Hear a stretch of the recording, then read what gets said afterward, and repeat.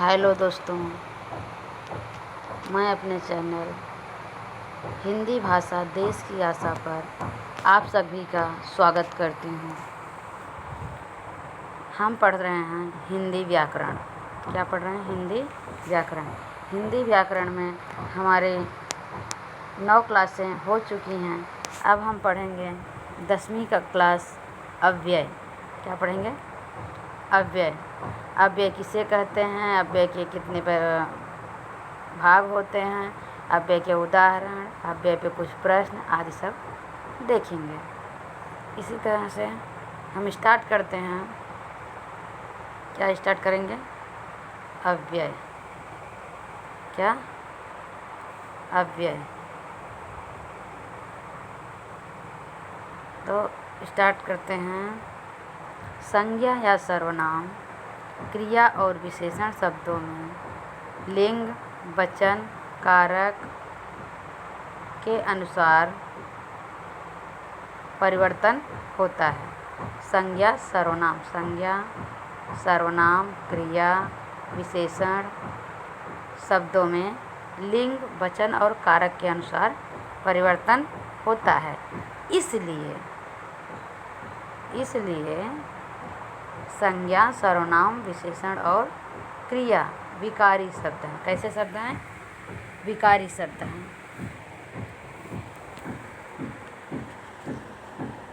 भाषा में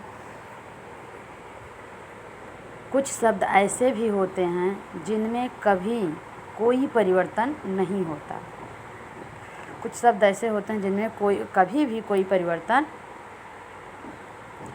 होता ही नहीं है। चाहे वो किसी वचन में चले जाएं, किसी लिंग में चले जाएं, किसी काल में चले जाएं, कहाँ किसी भी स्थान पर उनका उपयोग कर लो, वो जैसे कि तैसे ही रहेंगे। एक वचन, बहुवचन, कहीं भी चले जाएं तो उसे ही अव्यय कहते हैं। यहाँ पर देखें, जैसे भाषा में कुछ शब्द ऐसे होते हैं जिनमें कभी कोई परिवर्तन नहीं होता है। लिंग, वचन और काल में उनका रूप एक सा रहता है। एक जैसे किसी भी लिंग में हो, किसी वचन में, किसी भी काल में उनका वचन रूप एक जैसे ही रहेगा। जैसे यहाँ हम उदाहरण देखेंगे कुछ। क्या देखेंगे? उदाहरण। स्क्रीन थोड़ी छोटी है, बड़ी कर लेते हैं तो आपको साफ दिखेगा। चलो, यहाँ देखो, लड़का आज नहीं आया। यहाँ पर आज क्या है? अव्यय है।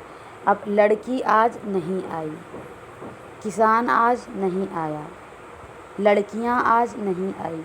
वचन भी चेंज हो रहा है, काल भी चेंज हो रहा है। नहीं आएंगे, आज नहीं आएंगे, तो कहीं भी चेंज नहीं हो रहा है। आज लड़की आज नहीं आई, लड़के आज नहीं आए। यहाँ पर देखो, लड़का, लड़की, लड़के, लिंग भी चेंज हुआ, वचन भी चेंज हुआ, लेकिन आज में कोई परिवर्तन नहीं हुआ। आज में कोई परिवर्तन नहीं हुआ। आज का आज ही है। ऊपर के वाक्यों में आज शब्द में कोई परिवर्तन नहीं हुआ है। जिस शब्दों पर लिंग, वचन और काल का प्रभाव नहीं पड़ता है, अर्थात जिन शब्दों में कभी कोई परिवर्तन नहीं होता, उन्हें विकारी शब्द कहते हैं।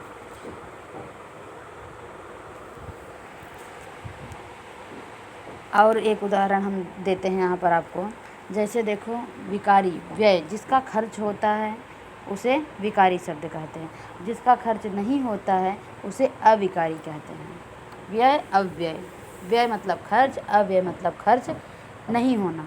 तो यहाँ पर इन शब्दों का खर्च नहीं होता, ये अव्यय हैं, इसीलिए ये अव्यय हैं। चलो हम अव्यय का प्रकार देखेंगे। अव्यय के प्रकार। अव्यय के 4 प्रकार होते हैं। कितने होते हैं? 4 प्रकार। पहला क्रिया विशेषण अव्यय, दूसरा समुच्चय बोधक अव्यय, तीसरा संबंध बोधक अव्यय, चौथा विस्मयादि बोधक अव्यय। ये 4 अव्यय होते हैं और 4 व्ययी होते हैं। व्ययी कौन कौन से हैं? संज्ञा, सर्वनाम, क्रिया, विशेषण। 4 विकारी होते हैं या व्ययी होते हैं और क्रिया विशेषण, समुच्चय बोधक, संबंध बोधक, विस्मयार्थ बोधक, ये 4 अविकारी होते हैं या अव्यय होते हैं। अब हम यहाँ पर देखेंगे सबसे पहले क्रिया विशेषण किसे कहते हैं, उसे पहचानेंगे, उसके कुछ उदाहरण देखेंगे।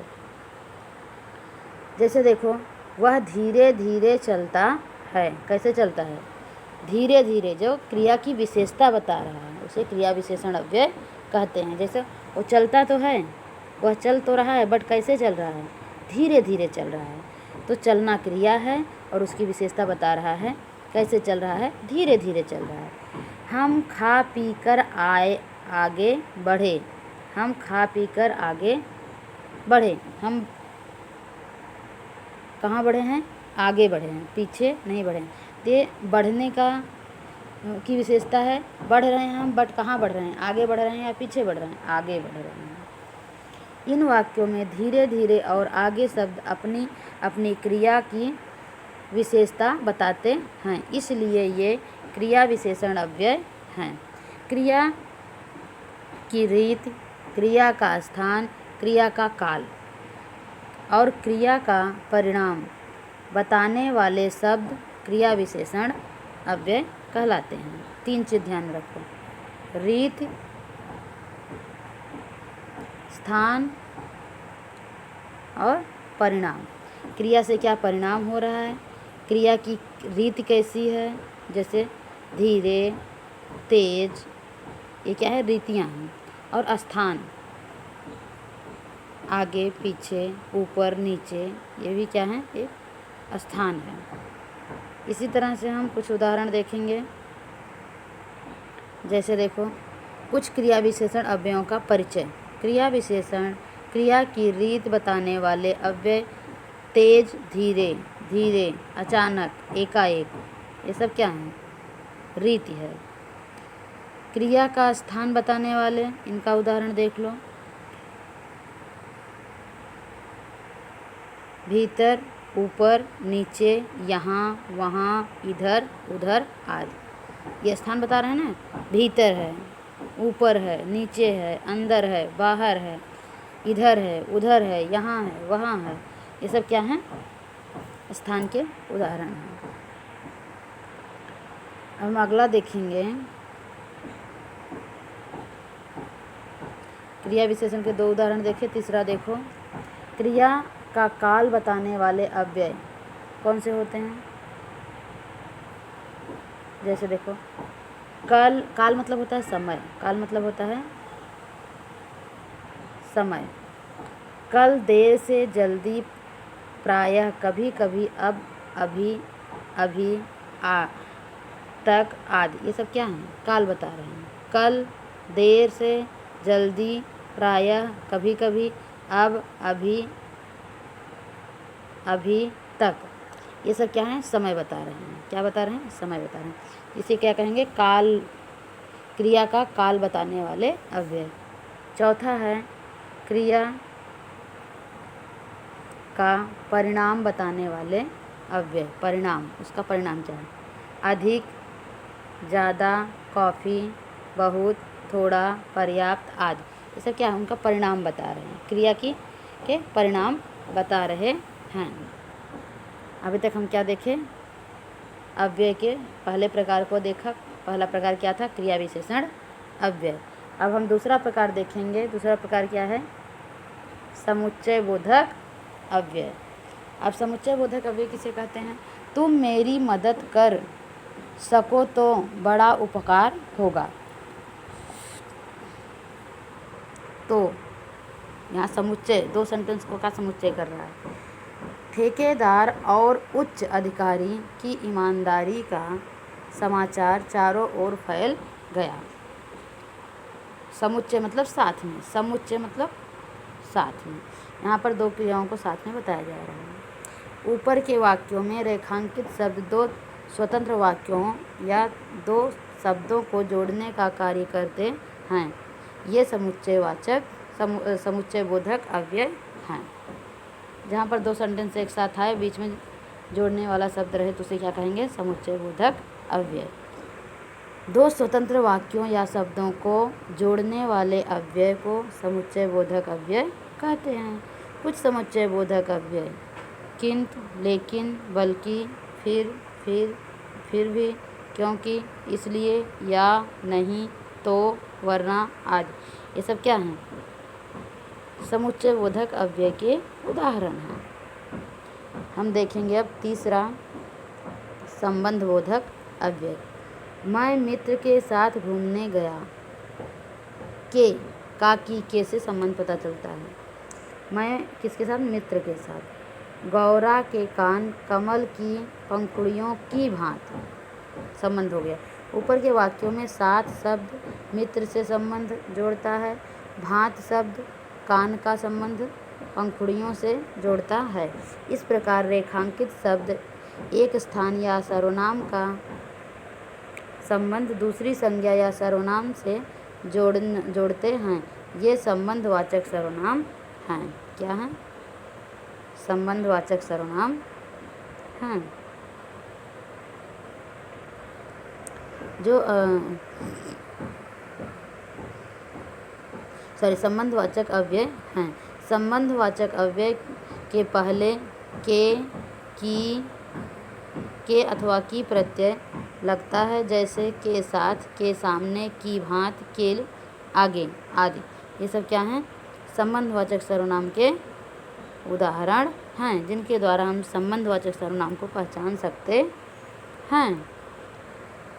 कुछ अन्य संबंधवाचक अव्यय यहाँ हैं, जैसे देखो तरफ और बाद, आगे, पीछे, बीच, पहले, बाहर, भीतर, ऊपर, नीचे आदि क्या हैं? ये भी संबंध बताते हैं। तुम्हारी तरफ, मेरी तरफ, और, उनकी ओर, मेरी ओर, बाद में, उनके बाद, मेरे बाद, आगे, मेरे आगे, उनके आगे, पीछे, मेरे आगे, तुम्हारे पीछे, बीच में, तुम्हारे मेरे बीच में, तुम्हारे पहले, तुम्हारे बाद, बाहर, घर के बाहर, घर के भीतर, घर के ऊपर, घर के नीचे। ये सब क्या है? संबंध बता रहे हैं। क्या बता रहे हैं? संबंध बता रहे हैं। तो ये हो गया संबंधवाचक अव्यय। अब हम चौथा और लास्ट देखेंगे। क्या देखेंगे? विस्मयादिबोधक अव्यय। अरे, यह पत्थर तुम्हें कहाँ से मिला? अरे, विस्मयादिबोधक चिन्ह। वाह, क्या शानदार इमारत है।